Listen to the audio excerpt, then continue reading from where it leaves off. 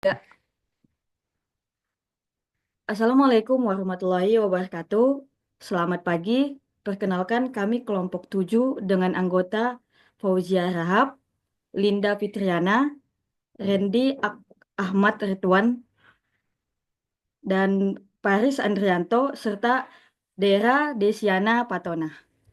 Kami akan mempresentasikan hasil kajian kami yang berjudul Analisis Fungsi Bahasa sebagai Alat Komunikasi Efektif dalam Dunia Bisnis. Sebelum masuk ke pembahasan utama, izinkan saya menyampaikan pendahuluan dari topik ini. Seperti yang kita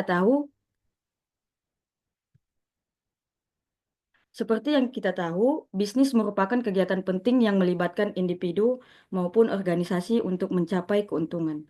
Namun, keberhasilan bisnis tidak hanya ditentukan oleh strategi atau produk, tapi juga oleh komunikasi yang efektif, terutama penggunaan bahasa.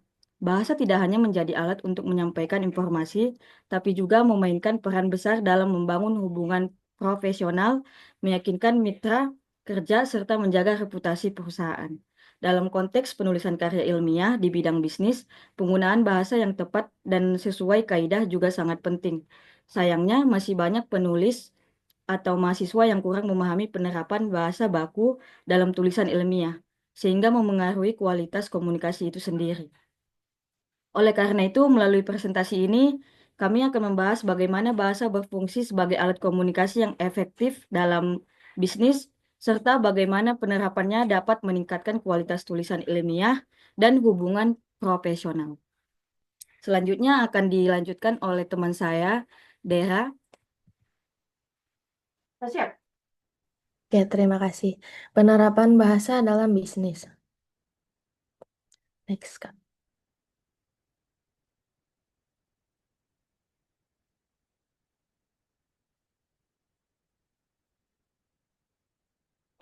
Fungsi bahasa dalam komunikasi bisnis meliputi penyampaian informasi, penguatan hubungan, dan persuasi.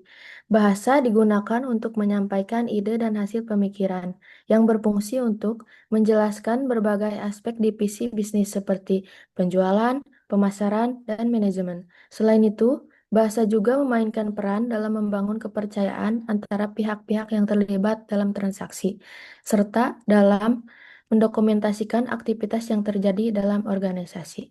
Next, Kak. Penggunaan kaidah kebahasaan yang benar dalam komunikasi bisnis sangat penting untuk memastikan kejelasan dan ketepatan informasi. Bahasa yang digunakan harus mengikuti tata bahasa yang baku serta aturan ejaan yang berlaku agar pesan yang disampaikan dapat dipahami baik dan tidak menimbulkan interpretasi yang salah. Dalam konteks penulisan ilmiah, kaidah ini Kaidah ini menjadi lebih kritis untuk menjaga integritas dan kredibilitas informasi yang diimplementasikan. Baik, selanjutnya akan dilanjutkan oleh Mas Paris. Baik, untuk metode penelitian, next kan. Untuk metode penelitian, kita mengambil yaitu melalui pendekatan penelitian kepustakaan, di mana pendekatan ini menggunakan sumber tertulis seperti buku ataupun jurnal. Tujuannya adalah menggali teori dan praktik yang relevan tanpa harus mengumpulkan data primer secara langsung. Next, Kak. Selanjutnya adalah tahapan pelaksanaan riset. Langkah pertama adalah mencari dan mengumpulkan sumber informasi yang sesuai. Kemudian kita lakukan analisis terhadap isi bacaan dan ditarik kesimpulan berdasarkan hasil interpretasi. Hasil akhirnya disusun dalam bentuk laporan ataupun tulisan ilmiah. Next.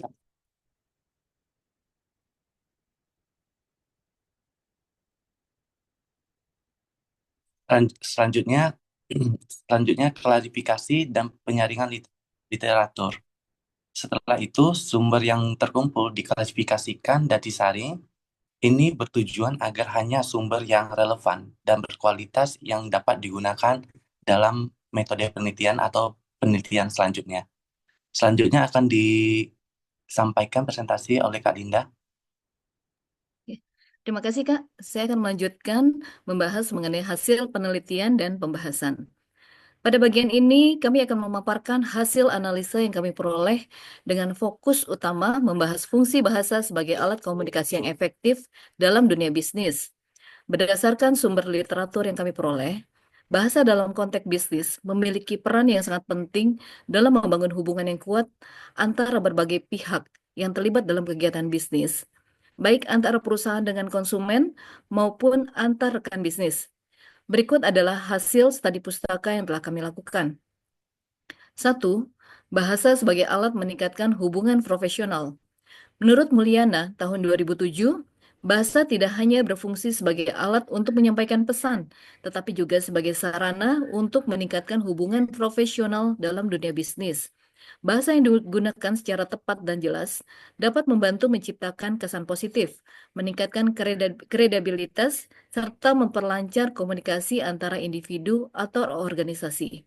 Dalam konteks ini, komunikasi yang efektif adalah kunci untuk menciptakan hubungan yang saling menguntungkan dan berkelanjutan. Yang kedua, penggunaan bahasa dalam proses negosiasi. Mengutip dari Muhammad tahun 2011, mengemukakan dalam bukunya bahwa bahasa juga berperan penting dalam proses negosiasi dalam dunia bisnis. Kemampuan menggunakan bahasa yang persuasif, namun tetap menjaga kesopanan dan profesionalitas, dapat mempengaruhi hasil negosiasi. Bahasa yang tepat dapat menjadi alat untuk meyakinkan pihak lain mengenai keunggulan produk atau layanan yang ditawarkan, serta membangun kepercayaan di antara para pihak yang terlibat. Next slide, Kak. Yang ketiga adalah komunikasi dalam bisnis dan teknologi. Ulin dan Storter tahun 2010 menyoroti pentingnya bahasa dalam komunikasi bisnis yang melibatkan teknologi. Dalam dunia yang semakin terhubung secara digital, penggunaan bahasa yang jelas dan efektif dalam komunikasi efektif seperti email, pesan singkat, dan platform digital lainnya menjadi sangat penting. Ketepatan dan kesesuaian bahasa dalam media ini mempengaruhi bagaimana pesan diterima dan dipahami oleh penerima, yang pada akhirnya berdampak pada keberhasilan transaksi dan kolaborasi bisnis. Yang keempat adalah pengaruh tata bahasa yang tepat dalam komunikasi bisnis.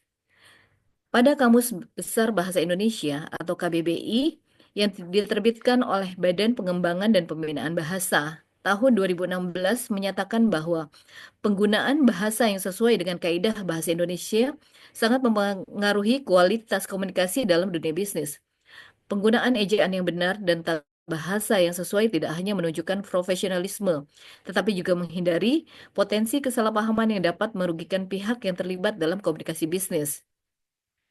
Yang kelima adalah pentingnya pedoman ejaan dalam komunikasi bisnis. Mengutip dari tim penyusun tahun 2016 pada Pedoman Umum Ejaan Bahasa Indonesia atau PUEBI juga menekankan pentingnya penggunaan ejaan yang tepat dalam komunikasi bisnis. Ejaan yang konsisten dan benar merupakan salah satu aspek yang membedakan komunikasi profesional dengan komunikasi biasa. Penggunaan bahasa yang sesuai dengan pedoman ini dapat meningkatkan kejelasan, mencegah ambiguitas, serta meningkatkan kepercayaan dari klien dan mitra bisnis.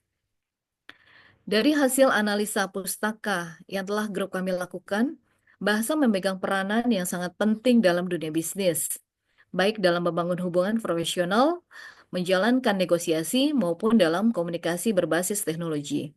Penggunaan bahasa yang efektif, jelas, dan sesuai dengan kaidah bahasa Indonesia dapat meningkatkan kualitas komunikasi dan memperlancar berbagai proses dalam dunia bisnis, sehingga tujuan bisnis menjadi lebih mudah tercapai.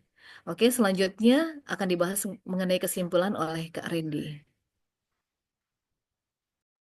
Terima kasih untuk kesimpulannya. Penerapan bahasa yang tepat sangat krusial dalam karya ilmiah, khususnya dalam konteks bisnis. Bahasa bukan hanya berfungsi sebagai alat komunikasi, melainkan juga memainkan peran penting dalam penyampaian ide dan hasil penelitian secara efektif. Metode penelitian kepustakaan memungkinkan peneliti untuk menggali sumber informasi yang mendalam dan menganalisis penggunaan bahasa dalam karya ilmiah. Dengan demikian, pemanfaatan bahasa yang benar dapat meningkatkan kualitas komunikasi dan efektivitas dalam dunia bisnis. Demikianlah presentasi dari Grup 7. Atas perhatiannya kami ucapkan terima kasih. Wassalamualaikum warahmatullahi wabarakatuh.